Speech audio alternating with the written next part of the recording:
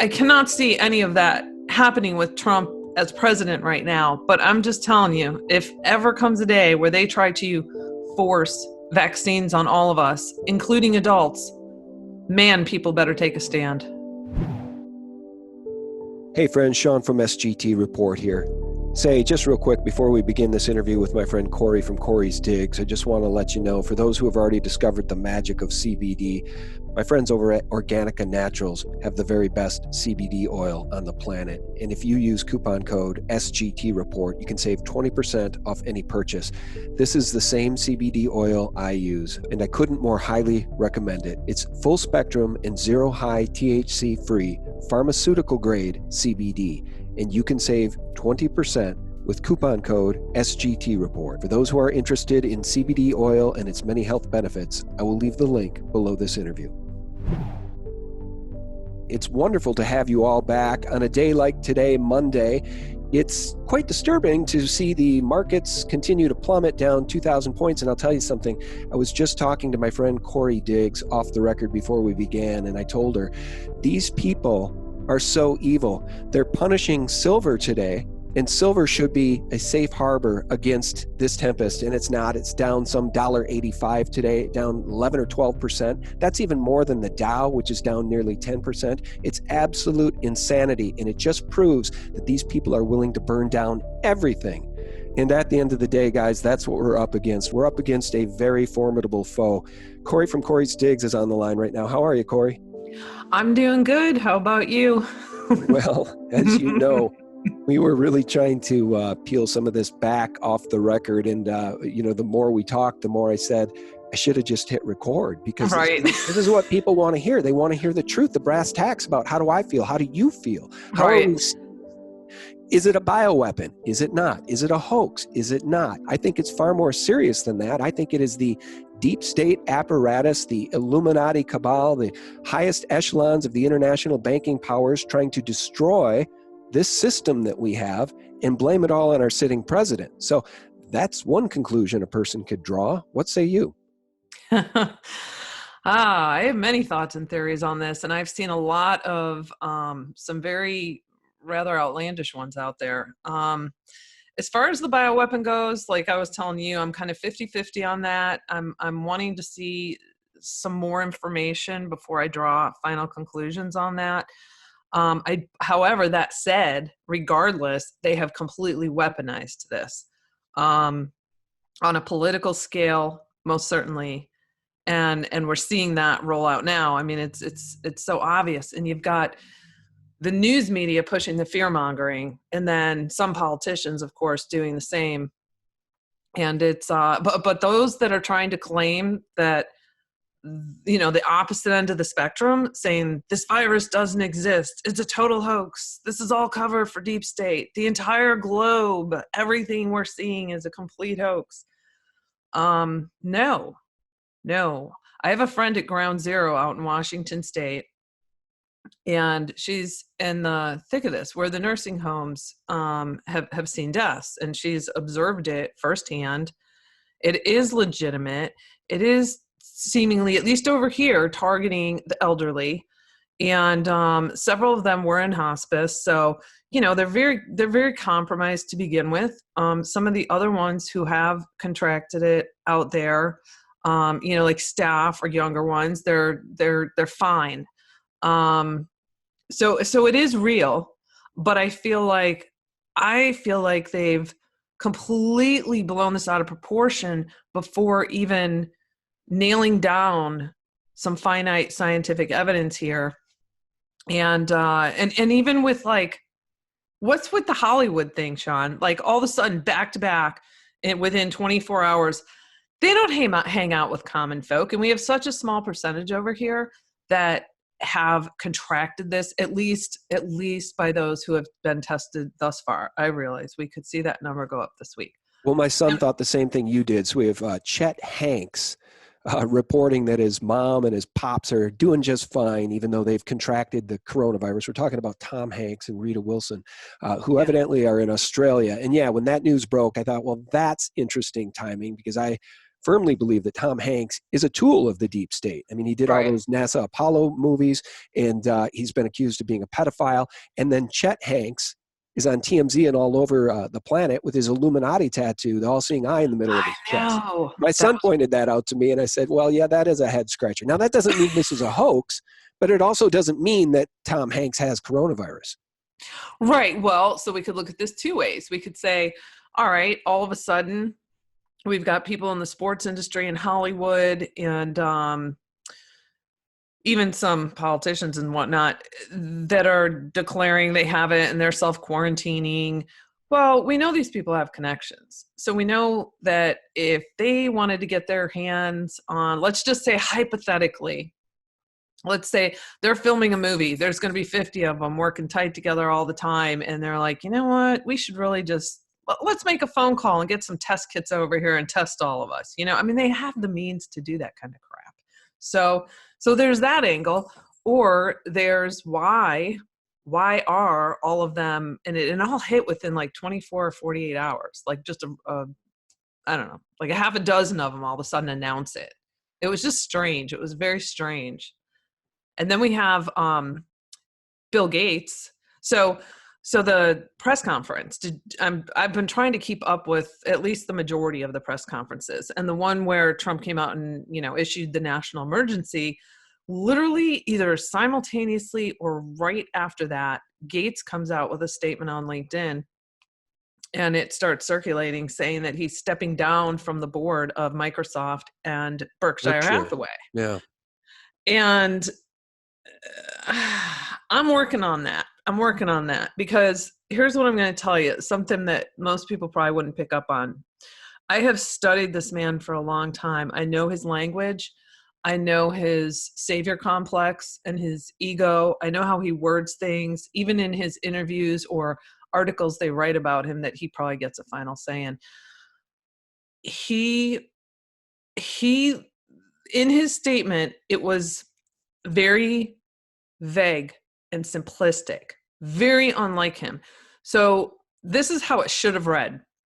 I'm stepping down from the board of Microsoft and Berkshire Hathaway to put my focus on this pandemic that we are all being confronted with, and yada, yada, yada, yada. He did not mention the virus at all. The man who declared it was a pandemic. No, he said he's going to focus on global health and climate change and whatever else, and didn't even mention it. And I'm like, now this is strange. This is not his language at all. So what is he really up to? So I'm looking into that because I'm always tracking these people and looking at their next moves. Well, I hope you do, because as you know, his father was a eugenicist, Oh, yeah. sat on the board of Planned Parenthood, maybe I think headed up Planned Parenthood for a short period of time at some point in the 60s or so. But yeah, the family is a eugenicist family. And Bill Gates, do you remember when there was a meeting of the billionaires? It was a secret billionaires club meeting, which involved, get this, Bill Gates, Warren Buffett, Oprah Winfrey, Ted Turner, who's also a eugenicist who believes that the world is overpopulated, and others. I think George Soros was part of that. And they called it a secret club of the billionaires. It was reported in one of the UK papers that one of the topics was overpopulation and evidently depopulation measures. And then you have Bill Gates and the Gates Foundation heading up this Event 201 in October, which simulated exactly what we're seeing now with a worldwide pandemic based on or on the back of a coronavirus. And now that's what we've got. I know it is. It's very curious, very curious. And then there was also the, what was it called? The pandemic movie that came out on Netflix as well. I think there was some ties to Gates on that as well. They've been talking about this. And then of course we have the World Bank. What was it? 500 million in pandemic bonds or something to that effect back in 2017, which is when Jim Young Kim was the president of the World Bank. And I did a report on him because he has been deeply embedded with the Clintons and Gates and Paul Farmer for decades. They've been working together on projects. So it's the same circle of people. I've been working on a book called we were just talking about this a minute ago, trying to remember my own title. It was, is AIDS 90 billion taxpayer Taxpayer dollars? dollars, a Yeah, global a global slush slush fund. fund. Yeah, I'm sorry, we struggled with that And, title. Yeah. and Is AIDS US $90 billion taxpayer dollars a global slush fund? yeah, I was so I've put out 3 chapters already. It's probably going to be about 25 chapters, and it's a culmination of all these NGOs and who's running the healthcare industry. But it's, I specifically isolated it to the AIDS slush fund because that one is huge, and it's $1 trillion industry. But I'm focusing on the funds that are coming specifically from our government via PEPFAR and going into the global fund, and which is Bill Gates is the global fund. He's also obviously the Bill and Melinda Gates Foundation. He's also Gavi, the Global Vaccine Alliance, and he's got other organizations as well, all nonprofits. And so it's interesting that while I'm trying to expose that and show how they all work together and run the entire healthcare industry, and how they extrapolate all the taxpayer dollars from us to do this, um, that all of a sudden this virus hits. It's like, which totally threw me off my schedule because I've been trying to work on chapter 4, which is the Gavi Global Vaccine Alliance of his, but now I'm kind of like shifting gears and focusing on what's going on with the coronavirus. But I just want to read you this quote I have from 2008. This is a doctor, Dr. Artara Kochi, who was in charge, the former head of the WHO's malaria program. So this doctor was right there front and center. What some people might not know is Bill Gates is completely in lockstep with the UN, and he has funded the WHO $3.5 billion. So he kind of keeps the WHO afloat. I mean, these people are a very tight knit group, and so and of course, with his global fund on AIDS, tuberculosis, and malaria, I can tell you that the former head of WHO's malaria program was definitely on the inside and knows a lot. So he said he raised serious concerns about the Gates Foundation undermining scientific creativity that could have implicitly dangerous consequences on the policymaking process in world health. And then he said, Gates has created a cartel with research leaders linked so closely that each has a vested interest to safeguard the work of others. The result is that obtaining an independent review of scientific evidence is becoming increasingly difficult. And we know this. I mean, we know this from the vaccine industry. Anyone, any scientist, no matter how world renowned or documented in medical journals, comes forward and questions it, it's immediately squashed. And the WHO and Gates, they'll come out and say, no, that's all a hoax. These are anti-vaxxers. We've already, we have the science on this. When they don't. It's just, it's maddening. Well, yeah. And you know that they're going to try to, at some point, usher out a vaccine and force everybody to take it in the name of ending this pandemic. And we already know that vaccines are not safe and effective, and that no safety and efficacy testing has been done by Big Pharma on any of the mandated childhood vaccines. None. No safety and Right. efficacy testing. They're not required to because they get blanket amnesty against lawsuits if their product hurts, harms, or kills you or your children. So Yeah. they don't give a shit about doing the testing. They just want to create new vaccines as a profit center. Absolutely. They want to make money on it. And did you see just yesterday, they passed a law in Denmark making it forcing, they now have, so they passed this law that runs through March 2021, a year. For the next year, they can force treatment, testing, and quarantine on their citizens. And even though they don't have a vaccine yet, they're working on that. Can you imagine? I'm telling you right now, people, if I cannot see any of that happening with Trump as president right now, but I'm just telling you, if it ever comes a day where they try to force vaccines on all of us, including adults, man, people better take a stand.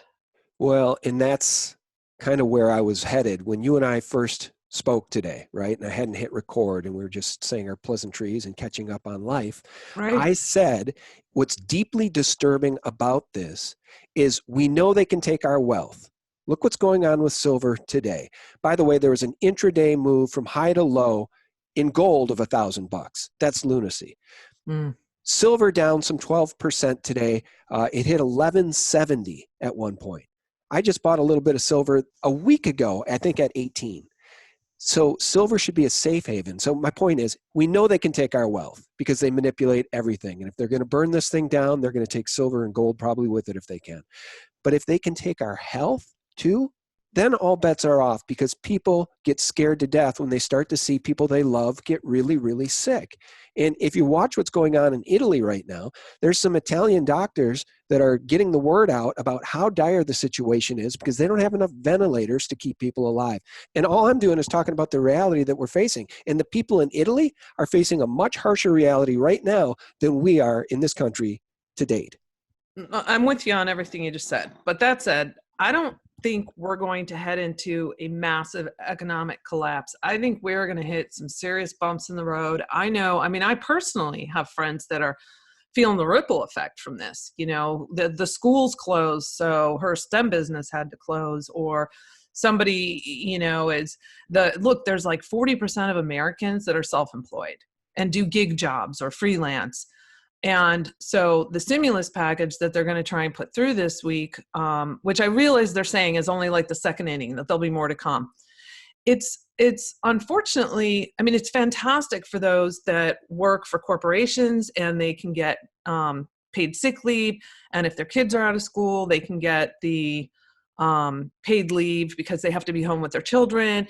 And they're telling everyone, look, you got to allow your employees to telecommute. And so they are doing good things to try to keep things, under control here for everyone. Those that are self-employed, such as us, and, probably many of our friends and other people we know, that's a bit more of a struggle. I do feel like, though, this is going to be something that we're going to see for perhaps the next couple months, and we're going to take a hit this year, but I do feel like there are going to be some positive changes that come out of this, such as, manufacturing our drugs over here and bringing things back over here, which Trump has been advocating for and, making deals and fighting for since he got in. And, just some numbers. I just want to throw out some numbers, which is kind of getting a little off track here, but to keep things in perspective. So China's first genome was December 19th. And by March 11th, they closed all 16 of their temporary hospitals. Now, they still, I believe, do have people somewhat quarantined or somewhat of a lockdown over there. But my point is, their numbers they've gotten this under control. The numbers have majorly slowed down. They've closed 16 of their temp hospitals. And I believe that was all of them. So we're talking almost in almost 3 months, this thing hit, it spiked, it tapered down.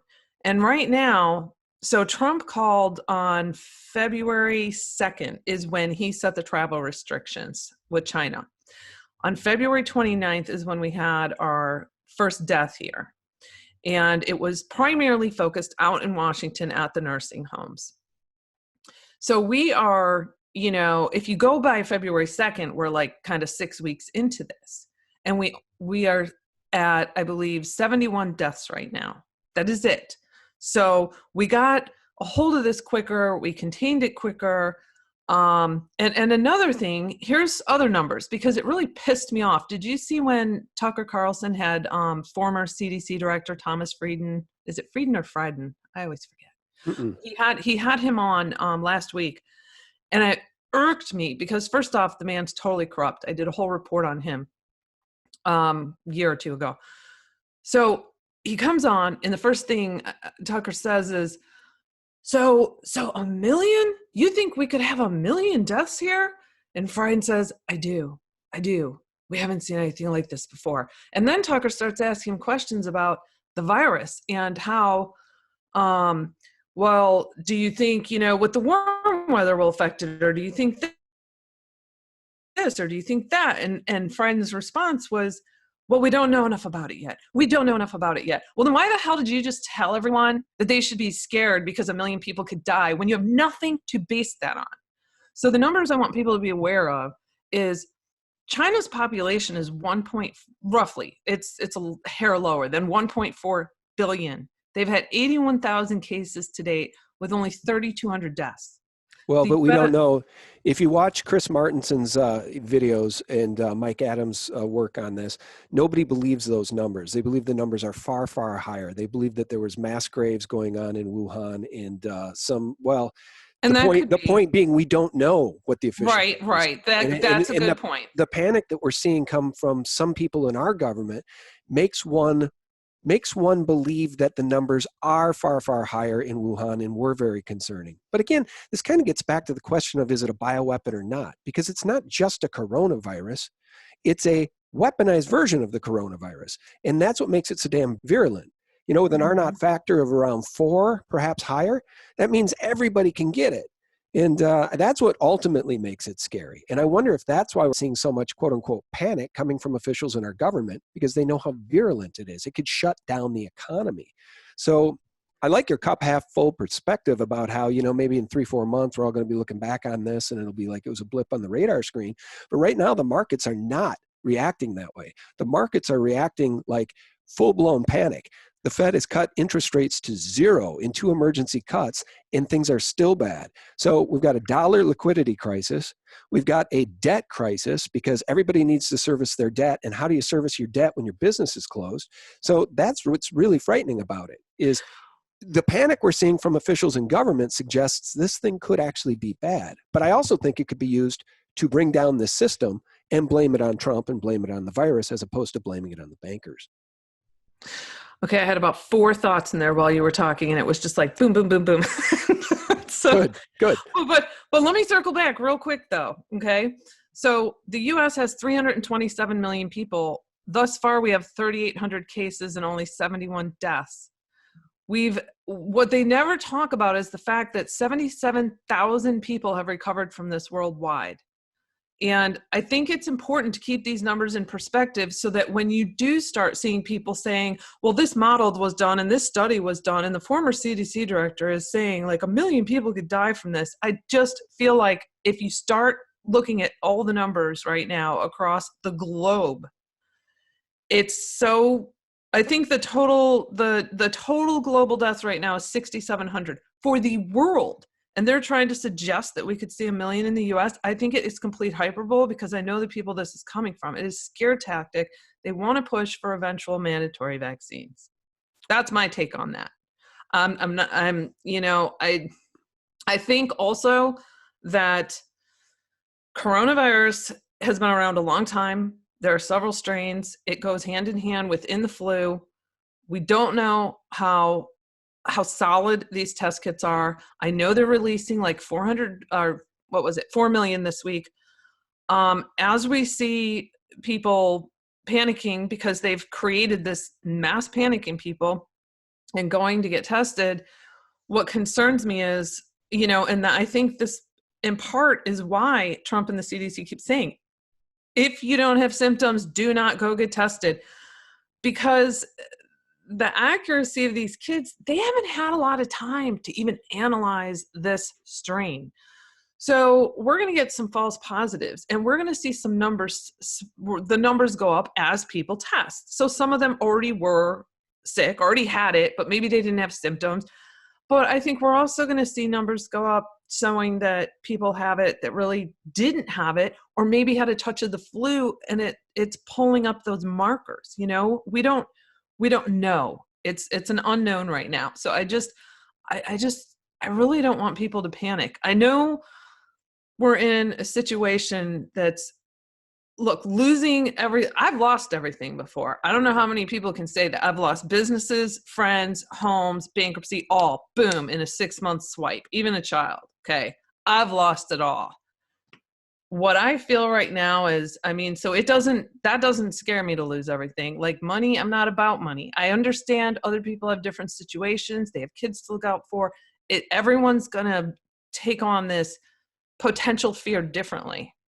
But what it's doing is it's it's causing a lot of fear in other people by people somewhat overreacting to this. I mean, I know you're going to say it's a legitimate thing to overreact to because look at the market, but look who's playing the market. These people are also manipulating the market. They know they're going to cause people to get scared and sell, and then they're going to come in and they're going to buy it all up. So there's manipulation going on too. It's just, it's a lot. It's a lot to juggle. It's a lot of complex things going on. We've got a lot of corrupt involved that are politicizing it during an election year. They're trying to say we should do all mail-in ballots now. And so then people say, well, okay, here we go. Now there's going to be fraud on that end. And so I think it's important for people to like get off social media and don't watch the news, now and again. Like you and I kind of have to, because we're keeping other people informed. Yeah. But it really is. It starts to get to you because you see 50 million theories being thrown out there at once. And I think if we focus more, I was so happy when Trump declared, what was it, just yesterday on Sunday, National Day of Prayer. I thought that was so important because people's thoughts and energy totally manifest things. And if people would recognize that and try to switch this up to manifest this we're going to go through some hard times. There's going to be some bump in the road. Some of us are going to lose money on this and we're going to have some difficulties, but I really do think we're going to come through this all. And yeah. You hit on something really important. It's an election year, and I just find the timing really coincidental that this is all happening now running up to this election, because we, the people, were winning. I mean, Trump elected to begin with, Brexit goes through, Trump 2020, out of the Paris Climate Accords, trying to, get us out of this global government and back to a sovereign nation. And now this, of course. It just seems like a deep state playbook. Let's just throw this pandemic at them and bring down the house of cards. But that's just my 2 cents on that. But absolutely.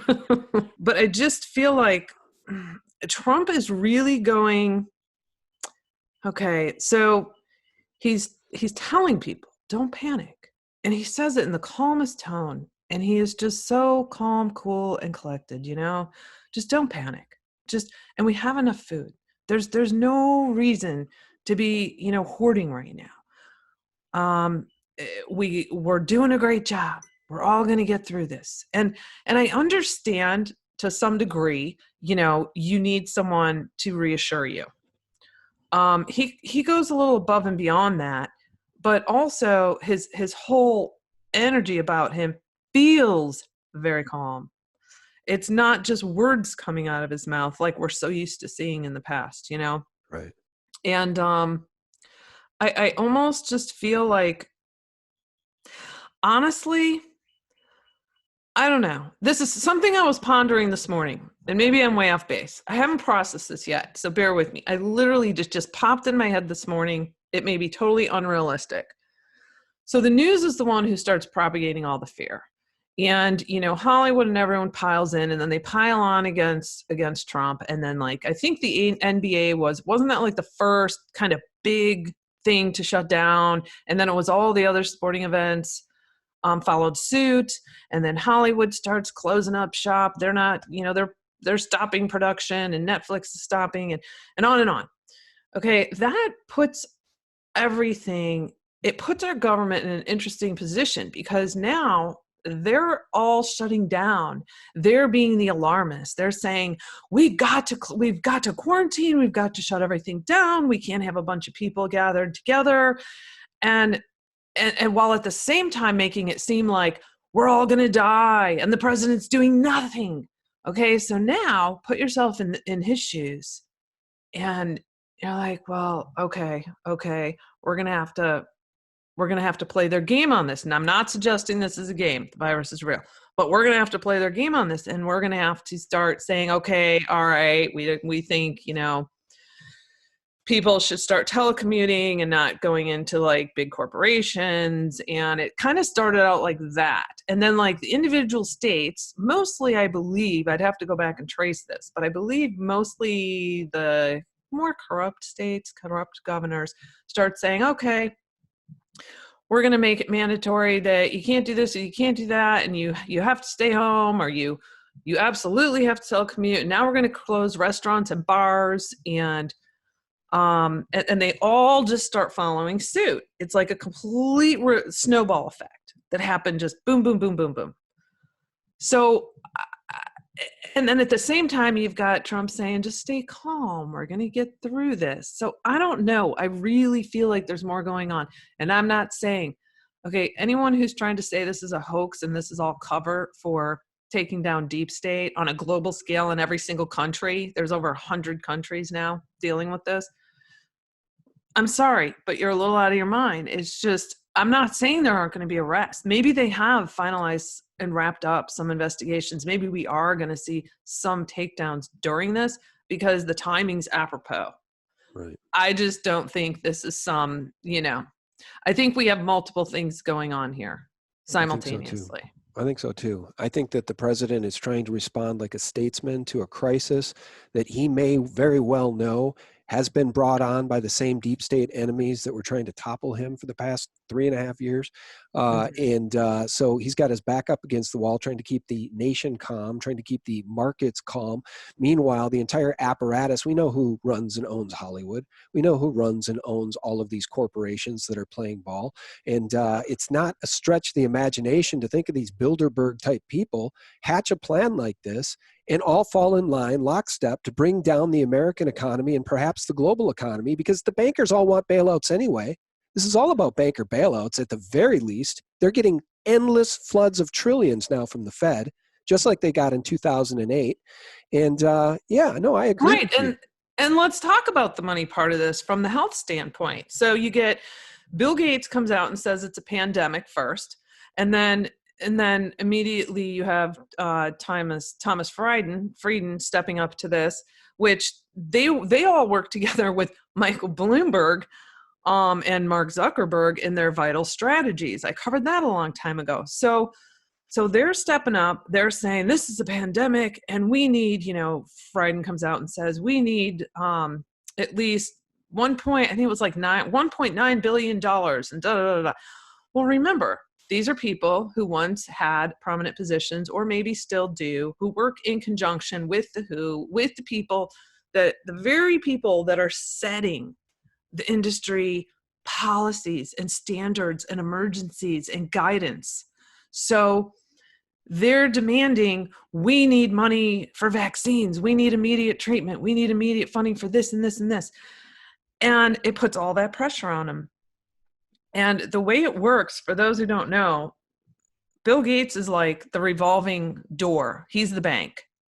Not just for the money, but also for the people involved that come in through his companies. He trains them up, then they move into like USAID or vice versa. So they're always working for him no matter what. And I say him, but it's kind of like him and the UN as a whole. So he has a trust. It's the Bill and Melinda Gates Foundation Trust. And what that does is it pulls in the $30 billion in endowment funds that Warren Buffett has gifted to him. That's right. Along with, billions in stocks and shares. Now that it's a nonprofit. So they bring all this money in, and then it has to go out to a nonprofit. Well, it all goes to the Bill and Melinda Gates Foundation. Yeah, untaxed. Yes, exactly. Then what they do is they funnel it out to, and I've traced all their taxes, and this is in my book. So they funnel it out to Gavi, his other organization, the Global Fund, his other organization, his philanthropies one, and there's another one in there too. And those two are all nonprofits. Now, they're riding a fine line. It's technically, there's not really a law in place for that. Of course not, because they're the ones who set up and structured and devised the whole NGO program to take our taxpayer money. So then the money gets funneled out to all of his buddies with NGOs, factions of the UN. And of course, Clinton Health Access Initiative, who he's given over $350 million to. And then eventually some of it circles back into like the global fund, say, and then some will funnel out to Africa or, Asia or other places where there's health ministries who are on the board of the global fund. And suddenly money's disappearing or drugs aren't showing up. And so what they do is all these billionaires, okay, they work together. He created the Giving Pledge. So they're like, I can't remember the numbers off the top of my head, but there's between like 150 and 200 of them, I believe. And they're out of about roughly 23 different countries. And they all pool their money so they can control the world. And so, for example, just in the AIDS slush fund, 90 billion in taxpayer dollars, that runs through three former governments, Bush, Obama, and Clinton, where they helped to create legislation and push all of this through so that when they leave, they then benefit from this as well. And so on this particular one, there's 35 governments involved, okay, that are all funneling into this. It's quite amazing. So they go to our government and they say, you can't manage, you can't handle the healthcare industry. We got people in all the different countries. We can handle the drug supply chain. We can handle, all of it. You just have to grant us the money and let us run the show. And I've found that what's happening is the money's going missing and there's all kinds of problems and there's plenty of evidence to all of this. In fact, Rudy Giuliani, I think it was just last week, did on his podcast that he does now. I think it's called Is it called Common Sense? Yeah, I think that's right. Okay. It's on YouTube. He's got a YouTube channel. On YouTube. And it's great. Everyone should go watch it because he is basically showing, documents and has witnesses in some cases that he's talking to, and he's just disclosing all kinds of corruptions he's come across. And one of them that he just talked about last week had to do with $3.5 billion that was being funneled, in portion was being funneled from, of course, USAID over to an organization in the Ukraine that has ties to George Soros and was for the purposes of HIV. I'm telling you, this whole thing, Sean, it's a giant slush fund. And this is just one, I'm just trying to break down one and show all the NGOs and the people involved so people understand and can visualize how the system works and how we're shelling out $50 billion a year in foreign aid, which tons of that, which is why, of course, Trump wants to reduce foreign aid. It needs to be massively cut. And so my point is, what we're seeing right now, that goes hand in hand with this, because it's the same people that run the healthcare industry that are controlling. Because of this, they have now created policies. They control the prioritization of what health areas get covered or focused. They're controlling the science data and research and determining what they consider to be a hoax or legitimate. And they're getting all the funding. So our government really needs to create a whole new system structure for programs, and they really need to just crush foreign aid. I mean, almost completely. Yeah, and I would add to that, these people are also eugenicists. So if you want to look at the big plan here, folks, look at the Georgia Guidestones. So that's my take on this thing, is they've had a depopulation agenda, Corey, that's been well known for years. It goes back to that Billionaires Club meeting in New York City with Oprah and Ted Turner and George Soros and Bill Gates and Warren Buffett talking about the need for depopulation. So right. If you want to believe that this coronavirus is just cover for deep state arrests, more power to you. You can have that belief. But I think it's a little disingenuous to make Q-related videos and spin all of this stuff blowing sunshine up people's ass when there's so much more to the story, Corey. It's multiple layers. There's so many facets to this that's happening. And I do believe it is a white hat against black hat, play out what we're seeing right here on a global scale. Think back, Sean, to just weeks ago. We've been observing for the last few years protests on like a global scale, streets filled with people protesting and fighting I all know. different things. And now all of a sudden it's um, like Yeah. it's what, The isn't it? timing is really coincidental because now all of that's over and we were winning. And so they released a bioweapon. One thing I would say is that we do have a piece of good news that we can share as we round out this conversation. And you can jump back in with anything you want based on what I just said too. But there's one good piece of news that you shared on your website over there, Corey's Digs. Big win, protecting children one state at a time.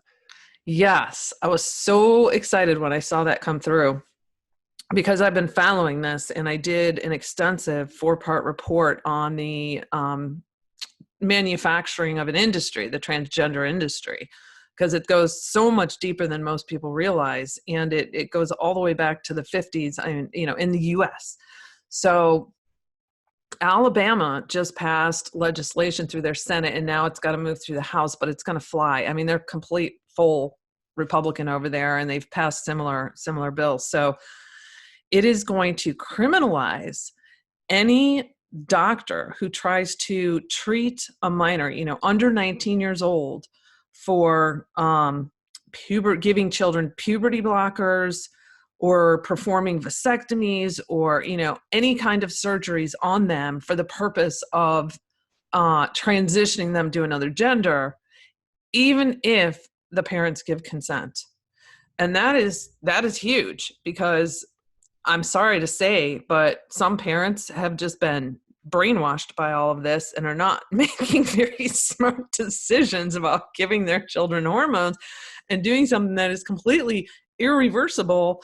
And there's a very high suicide rate with transgenders, and a lot of them are finding after they do these transitions that they wish they hadn't, and now they're extremely depressed. And so what I did is I compiled a list. I went through legislation across the country, and we actually have roughly a dozen other states that are trying to put through similar legislation. So people need to keep their eyes on that, because in some cases they're calling, I don't know if it's what it's called exactly, if it's considered a hearing, but they have like the committee there and people can come in and speak. And I think that that's important, that those that are aware of what's going on and what they're trying to do to our children, creating mass confusion and gender identity chaos and indoctrination. It's absolutely disgusting. So this is a big win. And I was so happy to see how many other states are focused on this right now. And, I don't know if you saw it, Sean, but a couple weeks ago too, I had also reported on, gosh, I want to say it was South Dakota, but don't hold me to that. There was a state that was trying to, put through a bill that would, I think I sent that one to you. I was like, Sean, check this out. Because I know you feel how I do with vaccines, but it was, they were trying to put a stop to mandatory vaccines for children in school, that parents would be able to make that choice for their child. And it didn't get through, but here's what's significant. It was voted 10-2. 2 people voted for it. It is the first bill we've ever seen in this country that made it that far. And it's all recorded on their site. You can go and listen to all the testimony from doctors and everything. It's phenomenal. I had like goosebumps listening to it. So it just shows that everyone trying to wake others up and everyone fighting for this and protesting, it is making a difference. Yeah. Yeah, that's fantastic. Let me just read a little bit of this before we part ways. So this week, Alabama passed a bill through the Senate that will protect children under the age of 19 from gender-altering treatments, including performing vasectomies, castrations, hysterectomies, prescribing puberty blockers, even with parental consent. This makes it a Class C felony punishable by up to 10 years. In a 22-3 vote, the Republican-led Senate passed the Vulnerable Child Compassion and Protection Act. And that couldn't be more important because, as you know, in my view, Corey, if that was a Democrat-led Senate, Mm-hmm. the bill would have protected doctors Right. who did this to children. That's Exactly. the difference right now between the Republicans and the Democrats. Yep. And you know what else? There's actually a ton of other bills trying to be put through for in multiple states having to do with like the athletic programs along the whole transgender situation. So, and then there's other ones as well. So, and most of them are for trying to protect the children. There are a handful in there where you do see the Democrats come in and they're trying to provide protection for this. But we're seeing a wave of this right now. So everyone's speaking up and rallying for this and to protect the children and the vaccine situation. Kudos. Yeah, absolutely. Well, we've covered a lot. You think there's anything we missed? Anything else you wanted to talk about? Oh, gosh. Not off the top of my head. Well, I do appreciate your time and I appreciate your research. Guys, the website is corysdigs.com. It's really a must visit website on a daily basis. What are you working on? What's coming next, Corey? Well, I was working on chapter 4, but right now I'm trying to trace some things down pertaining to the coronavirus. I mean, we're kind of in the heat of this right now, and I feel like my attention would be better focused on this at the moment. So I'll probably be working on a little of both simultaneously. Okay. All righty. Well, thank you so much for coming on. I know this was sort of a wide-ranging conversation, and obviously none of us agree on everything, but I think those of us in the truth space agree more than we disagree. And certainly these are challenging times. These are the times that try men's souls. I'll say that much. Mm-hmm. All right. Absolutely. It is quite interesting observing how fear impacts people and how various manipulation tactics and mind control tools that they are using on everyone is affecting everyone. And if nothing else, no matter what your belief system is, try to rise above that part of it. Try not to let them get in your heads that much, because we need to keep balanced through this and stay strong and support one another instead of people arguing or trying to hoard things. And people need to be supportive, for goodness sakes.